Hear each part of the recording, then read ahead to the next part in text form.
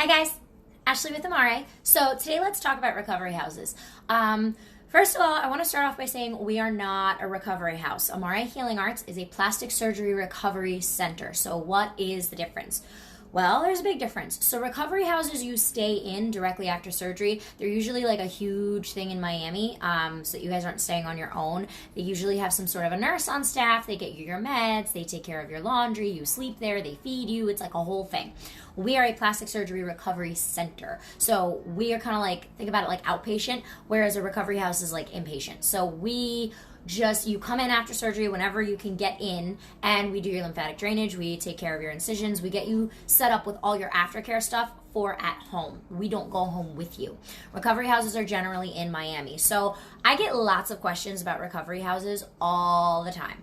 So let's start with, yes, recovery houses can be necessary, but you don't really need them. So if you're traveling on your own, if you don't have anybody to support you, if you're staying for, a couple weeks or more than like 2 or 3 days, yeah, you might want to look into a recovery house. It would be a lot easier for you as far as like getting your meds and things like that. You'd have a little bit more help and assistance. So there's that. There are a few good recovery houses that we know, but let's talk about, because everybody has tons of things go wrong. First of all, they can be very, very expensive, upwards of $3,000 for like 4 days, 5 days. It depends. They can be really, really expensive. So you want to make sure that you're choosing one that you're really comfortable with and one that you know is going to do right by you. And we're going to talk about the things to look for in a little bit too. But recovery houses are not a bad thing. They're very, very useful if you find a really good one. The most important thing and the reason you'd want a recovery house is to have the extra help. Someone to wash your garment and get your meds and make sure you're doing that, having all that support, and having proper food. Now, here is the big problem that I've seen with 90% of recovery houses. It's chock full of salt. It's crap food. They're giving you Gatorade, which is chock full of salt, which you should not be having. You should be having no salt at all, especially immediately after surgery. I know people who've told me that the recovery houses don't pick up their meds on time, or don't pick them up at all, or don't do the refills, or don't drive them when they need to go to the store, or don't wash their garments properly, or wash their garments in some sort of a detergent that makes them break out. A lot of sketchy things can happen. The biggest thing about recovery houses, and guys, I say this all the time, recovery is your responsibility. The biggest thing about the recovery houses is the massages. I have about 5 videos at this point, if not more, talking about what is a real lymphatic massage. The squeezy crap is not a lymphatic massage. Cutting open your incisions is not a lymphatic massage. Fluid gushing out of your body is not a lymphatic massage. It being painful is not a lymphatic massage.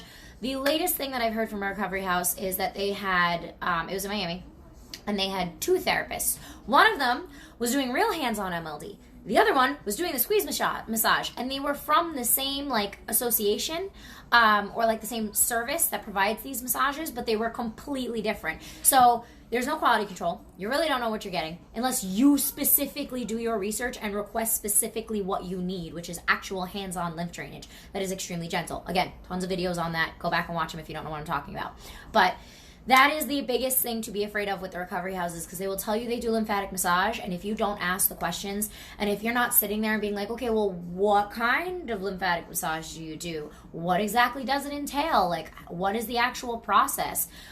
They love to throw them in for $60, $40, $30, $80, and it's the squeeze massage crap that you're crying in pain, and it's just a nightmare. So number one thing with recovery houses is if they're offering lymphatic massage, even at your surgeon's office in Miami, even at your surgeon's office in New York, if they're offering lymphatic massage, make sure it's not a machine, make sure it's not a squeezy person, make sure it's an actual therapist, manual lymphatic drainage, MLD therapist, not a nurse, not a practitioner, not a dermatologist, not any of those things, an actual certified person who knows the technique and knows what they're doing.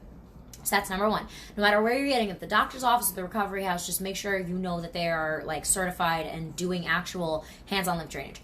Okay, so enough about that.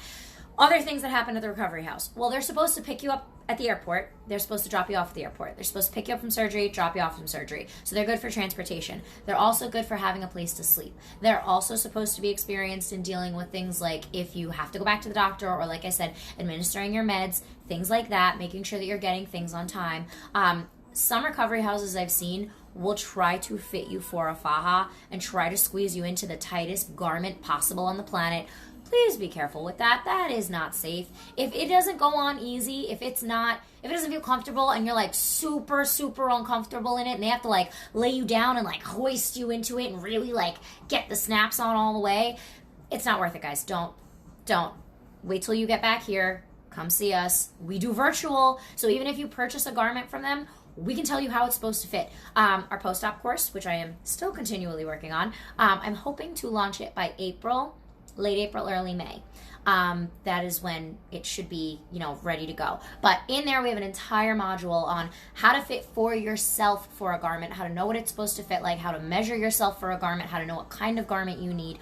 All these things are covered in that course. So that's pretty cool. Take a look at that. But definitely be aware of the garment situation, guys. Also, I know people who have come to me complaining about the sleeping thing. If you can't sleep on your stomach, if you can't sleep on your back, whatever, due to the lipo, tummy tuck, BBL, whatever you have, breast augmentation, whatever it is, I know a lot of recovery houses that don't accommodate for that. They'll just kind of, you'll be in your room and you'll have to sleep face down and figure it out. Drains. I know some recovery houses that'll tell you they'll take out your drains for you. Guys, even though your doctor says cut the stitch and pull the drain out, if you can, please have a nurse or someone do it. There are a lot of people in these recovery houses that are not nurses, that are not doctors, that are not actual therapists doing this stuff and just snipping things and pulling them out of you. It's so dangerous if they don't know what they're doing. And just because they do it does not mean they know what they're doing, guys. Just because it's been done for years does not mean it's being done properly. Again, beware of what's going on. If something doesn't feel right while you're out there, come back home early. Even if your doctor's like, oh, I need to get your drain out, and get your drain out and come back home. I've known people that will sign up for a recovery house for 7 days. They will call me because they'll see me pre-op. They'll call me on day 3 and be like, yo, there's like all these things going on that are like everything against what you said. You were totally right. What do I do? And I'm like, go to a hotel room. You don't need that much help at this point. You're 3 days out. You can get get a new garment or wash your garment by hand in the bathroom. Like, you can manage on your own after a couple days. Some people like to stay longer. That's totally fine if you find a good place. We are currently establishing relationships with recovery houses to refer out to for you guys, because it is such a big question that I get asked all the time is, what do I do? Where do I go? The other thing you need to be careful of, like I said, is the food. If they are making arroz con pollo and they're putting tons of salt in it and using adobo and everything, obviously don't eat the food. If they're giving you chips and crackers and Doritos and all kinds of crap that is chock-loaded with salt, do not eat the food. Go to the local, groceries. Go to the 7-Eleven and get yourself some fruit if you have to. I have heard some horror stories and seen some things. So just make sure that they're not cooking, and not low sodium. They love to get away with the low sodium. No sodium at all, period. The end. 0 salt at all, because you will be draining through your incisions, which is actually you leaking, and that's not supposed to happen. And if you're leaking out of an incision like that because it's open, you've had way too much salt and you gotta stop. So the food, guys, please, I know it tastes good, but please monitor the food and be careful. That is also another thing. Other things with recovery houses, like I said, them not speaking English because it's predominantly Spanish. That will happen in DR, that will happen in Colombia. Another thing, if you can't read what's in your meds, I would be very weary of that and ask your doctor what it is. I've had people come to me with meds that are completely in Spanish, and we don't know if they're an antibiotic, we don't know if they're an anti-inflammatory, we don't know if they're a diuretic, we have no idea what they are because you can't read it. And a lot of times in the recovery houses, they're Spanish, and you can't communicate with them very well. So again, make sure when you're vetting recovery houses, you're asking all of these questions and you're super comfortable. Everything should be super transparent. Also, guys, the condition of the recovery house. I have seen people put on blast on Instagram because there's roofs leaking and half the place is closed and the recliners are all busted up. And then I've seen some really, really nice ones where it looks like a regular furnished house and everybody's just hanging out and it's really, really nice. So I'm not saying recovery houses are bad. There are a lot of good ones. And like I said, we're currently developing relationships with the ones that I would recommend. And I'm going to put that in the course as well so you guys have a reference if you are going out of the country or out of the state. But even when you come back from the recovery house, guys, you still have to see us. You still have to keep up with everything you're doing. So even if you do book a recovery house and it's not the best as you'd like it to be, or it's not the most up to date or whatever, and the care is not what you need it to be, and you skip your massages out there because they're that squeezy crap that's not healthy for you, then you can still come and see us. It's not a big deal. You mostly need a recovery house, and you mostly need the importance of a recovery house for proper meals, washing your garment, getting your meds and making sure you have them on time, and all those things that you need help with, like getting around, getting to your doctor's appointment, things like that. Someone to kind of just watch over you and make sure you're okay, especially if you're alone. That is super helpful. Now, I know a lot of recovery houses that'll make you guys the green juice that we have on our website and on our email post-op stuff, like the recipe that I give you guys. I know recovery houses that'll make that for you guys if you ask them. They're really, really accommodating, and they're really, really good. They tend to be a lot more expensive.